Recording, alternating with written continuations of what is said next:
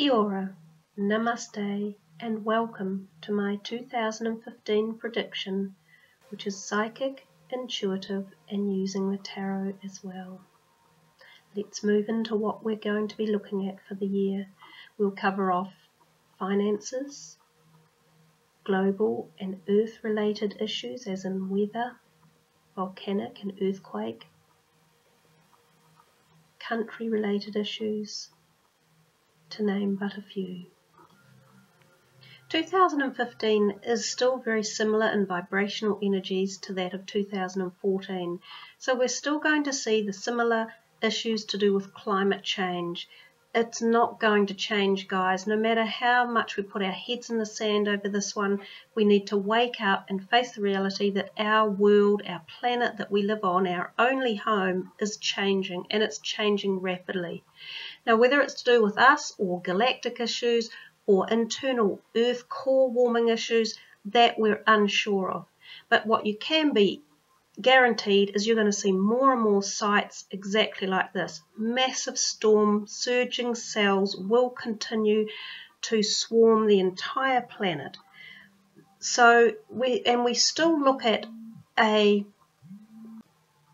get a feeling that we're going to see a large iceberg fall or remove itself from the continent sheet, and that's going to be probably earlier on in 2015, enough that it's going to create quite a lot of global awareness in us watching the changes that are taking place down there. So that's going to be a fairly big event, I feel, for 2015.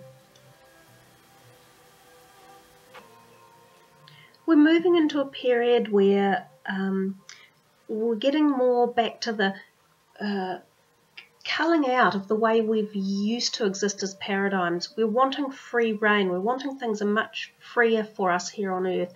So there's a falling out of belief systems, there's a falling out of following rules and regulations. In fact, it kind of might even lead back to that slight 60s feeling of the hippie feeling, you know, the free love and free movement era, and that's coming as well. There's a feeling that there's transformational energies around the planet. You don't have to be involved in a set rule anymore. We see the feminine growth and change coming onto the planet, and the acknowledgement of the abilities of women on the planet, and teenagers and youth as well. They're all standing up and getting far more rights given out to them now. So this is a very transformational time.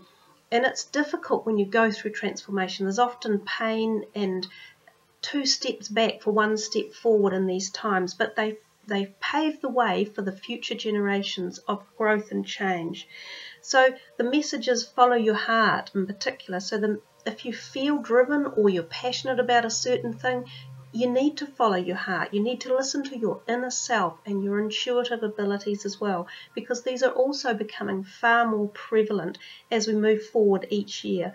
So each year we go on that path and journey, it becomes more and more, it knocks at you a little bit more, and you need to listen to your own self and address the inner issues, because they won't go away. It's a little bit like climate change, it stays. Now let's move out a little bit into space and see what's going on out there. I get a feeling that there's going to be a lot of space involvement in 2015. We're either going to be monitoring the movement of something in space a lot. Either it's our sun, we're watching it for some reason, inexplicable reason, or the planets around us, or the bodies, celestial bodies that travel in between and around the planets. I feel there could be a relatively large meteorite or meteor or asteroid impact in 2015, and I think it could likely impact in the sea and create even a possible tsunami. And the area that it might do this is in the southern hemisphere area of the sea, and possibly towards the latter part of 2015. But I think we're going to see more and more of these type of events with This may also occur slightly before 2015, so maybe even towards the end of 2014, but we'll have to keep our eyes on that and see how that plays out. We're going to see more and more of these type of events with asteroids and meteorites traversing our sky. We've noticed a distinct change in that, and again, we'd be foolish to try and deny it. We're possibly moving into an area of the galaxy that we haven't travelled in before, and we are encountering more dust and particles for various reasons. So those events will once again become more prevalent. Space exploration will continue to grow and grow, as will the governments that follow it and pursue it. We are moving out from the planet and out into space as a way of trying to find solutions for issues on Earth, and part of that is our technological advances as well, and that will continue in 2015. So let's have a look around America and see what's going on there, including finances and Earth changes. So first of all, I feel the American economy is going to sit quite nice and firm for 2015 with just continual slow incline. So I don't see globally finances falling particularly anyhow. I think it's more of a year to do with positive finances, just that slow chunk away, bit at a time of growth and moving forward. Now, when we take a look at some of the other aspects of America, I think of quakes. Now, I have a feeling that there could be a quake coming for the west side of America and on that western coast, and it could be around a 6 or 7 and sort of about 20 to 30 k's deep. And then we look into Yellowstone a little bit. I think the activity is going to continue at Yellowstone going through into 2015, and you'll see just a gradual increase in the activity there, culminating perhaps towards the end of 2015 with a sort of a volcanic event or eruption, but it's not going to be the blowing, mind-numbing eruption that everyone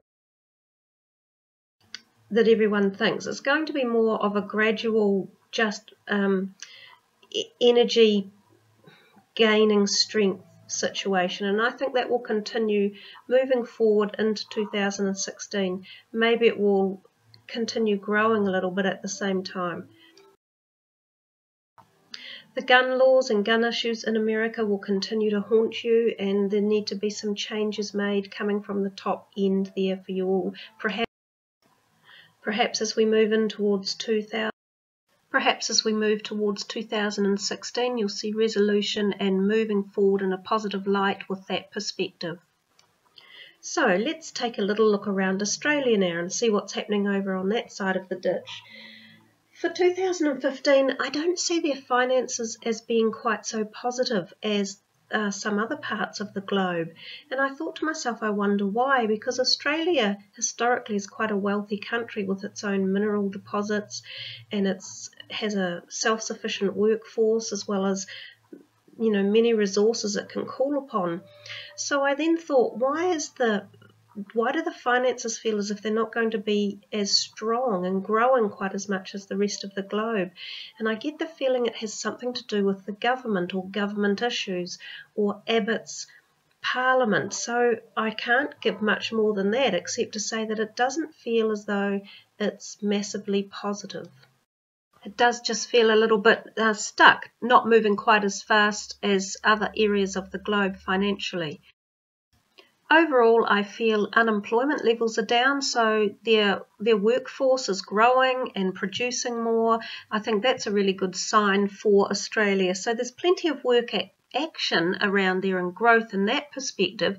So we'll just have to watch and see exactly what that sort of message was all about. Regards weather for Australia, I think they could be in for a fairly strong wildfire season or their fire season this year. It feels like it's going to be quite intense, and that could be due to really strong global temperatures all round. Weather-wise for Australia, it feels as though we could be in for some pretty strong record heat temperatures, perhaps coming through their summer period, or even to, earlier in the summer period, so sort of September, October, I think they're going to be in for a relatively high wildfire season in Australia. So let's have a little look around New Zealand now, and of course most of you will know that's my home country. We've been through a little bit of turbulence in the last 4 years roughly now, since we had the very severe earthquakes in Canterbury, which took quite a lot of lives and created huge infrastructure damage and personal emotional damage to a lot of New Zealanders. Now I think for 2015 is going to be a better year for us here in New Zealand. I feel our finances are going to move along quite nicely. We'll be a little bit like the rest of the globe, and in fact in 2014 we've been known as the rock star country because our finances have been sitting nice and high and active, and I think that's going to continue on. I believe that by the time we move into 2015, John Key is most likely to be our repeat again Prime Minister, which is probably quite good stability for us as a country. What we are going to notice, I don't believe there will be as big earthquakes again for Canterbury, so I feel Canterbury is sitting quite safe or comfortable for 2015 without any worry of big quakes. But what we will see is the effects, without any great concern of any large quakes. You'll still keep getting that small rumbling that you've been getting. But what I believe we are going to see are the effects of an El Nino weather system that will be coming. Now, we sometimes suffer the consequences of that down here in the southern Pacific Ocean, and I think we're going to, like a lot of the rest of the world, still be suffering the effects of climate change that could be relatively severe. So we will continue to see strong storm surge issues and storms across New Zealand, which of course, as we know, also costs us a lot of money and time and infrastructure. So those are probably going to be some of our more negative issues for 2015 coming up. I'm not convinced that the El Nino weather pattern is going to kick in until mid-2015, but even in the interim, without the El Nino system going, we will still be feeling the effects of very strong climate change weather patterns. So let's just take a look around at general Earth energies. First of all, we're going to look at viruses. We've had a lot of viruses floating around in 2014, including the MERS, the SARS and the Ebola. I get the feeling we will see a continued rise in virus issues, and we may even see like a bird flu or swine flu, the H1N7 type virus around again next year. In fact, that may not even be bird or swine related. It may just be a human winter flu virus that could be quite nasty, so that could be quite strong for 2015. We may see quite a few unusual issues to do with boats next year, large boating incidents around our oceans. Not exactly sure what they are or when, but I get a feeling of boats and our seas in particular. Volcanoes are going to be particularly active again in 2015. They already have been in 2014, so expect to see that pattern continue. You'll see some new ones or old dormant sleeping ones that have been quiet for a long time come up roaring to the surface again, and underwater volcanoes as well, such as under the Antarctic shelf and other areas that we may not even be aware of. Quakes around the globe. I feel we will get a couple of quakes during the year that will be up around the 8 or 9 mark. I don't think we're going to see anything greater than that. They could sort of create a tsunami. We may have one of those big quakes around February and one possibly around July. That's sort of just a bit of a guesstimate there. Heat-wise, I think we're in for a pretty hot year ahead in 2015. We may even see some global records be broken. I think down here in the southern hemisphere for NZ in Australia, it could be quite hot as well. Months of the year that we may find a little bit more traumatic than others or heavy going. I'm thinking March, May and September may be our most difficult to deal with. As well, we're going to start the new year a little bit like we did in 2014, fairly full on. January is quite a strong month, also April. and then sort of in the similar energies, June, October and December. So we have got quite a full-on year again with strong energies and sometimes a little bit more difficult. They can be either human type emotional energies, warring factions and fightings, or they can be earth related energies such as quakes and volcanoes, storms, etc. Regards MH370, I don't believe that they find the missing plane itself. I think they're looking in the wrong area. It could be across land somewhere up north more.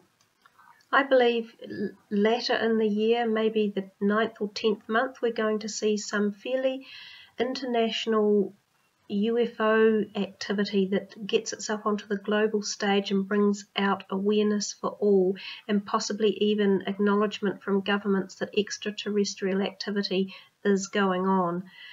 Now, regards precious metals, I think 2015 will see them steadily generally rise, and I think silver is a good one for most people to be investing in, more because it's affordable perhaps than anything else. So they should just continue an uphill, slow, steady rise for 2015.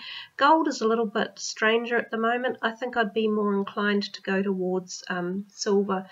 Don't forget properties as a good form of investment. There's 7 billion people on the planet requiring housing, and there's a shortage of houses. It's a good long-term investment. There could be quite a lot of significant power outages in 2015 for one reason or another. I'm not entirely sure why, but keep an eye out for those. Well guys, that's about the end of my reading for 2015. I'm actually uploading this in June 2014, and I find that quite often when I do upload things, energies or what I'm talking about sometimes starts to happen quicker rather than later. So thank you for listening. I wish you all much peace, harmony, happiness and love for 2015. Kia kaha. I'm wondering if there might be some global sort of